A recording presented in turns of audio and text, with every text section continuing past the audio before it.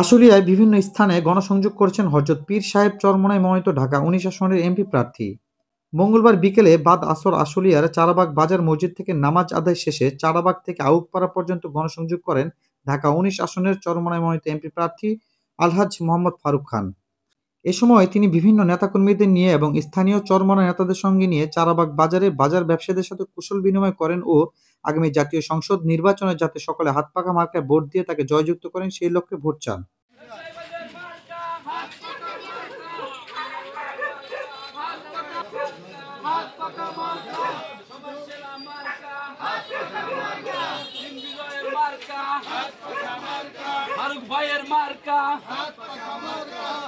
এ সময় তিনি বলেন, আমরা আজ এখানে গণসংযোগ করছি হাত পাখার পক্ষে।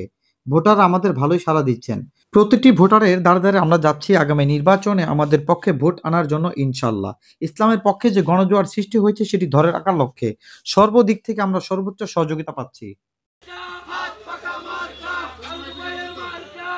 আমাদের দুসাদ বাজার মসজিদ থেকে আসর নামাজ পড়ে আমরা আমাদের হাত পাকা প্রতীকের গণসংযোগ আজকে শুরু করছি। ইনশাল্লাহ আমরা আরো সামনে দীর্ঘ সময় আমরা গণসংযোগ করবো আমাদের হাত পাকার পক্ষে। ভোটারদের কাছে যাচ্ছি আমরা man to man, door to door আমরা আমাদের কাজ করে যাচ্ছি। ইনশাল্লাহ আমরা সেই বড় গণসমাবেশ থেকে আমরা করছি না, আমরা এখন মানুষের দ্বারা দ্বারা যাচ্ছি, প্রতিটা ভোটারের কাছে আমরা ইনশাল্লাহ যাচ্ছি আগামী জাতীয় নির্বাচনের জন্য আমাদের পক্ষে ভোট আনার জন্য ইনশাল্লাহ।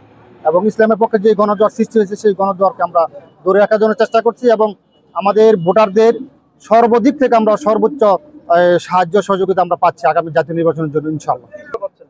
ভালো সারা পাচ্ছি ইসলাম, সেটা আপনারাও জানেন যে ইসলামের পক্ষে এবং আমাদের যে এক বাক্স নীতি হচ্ছে সেটার পক্ষে গণজোয়ার সৃষ্টি হয়েছে, সেই গণজোয়ারকে আমরা ধরে রাখার জন্য আমাদের সেই আজকের এই গণসংযোগ।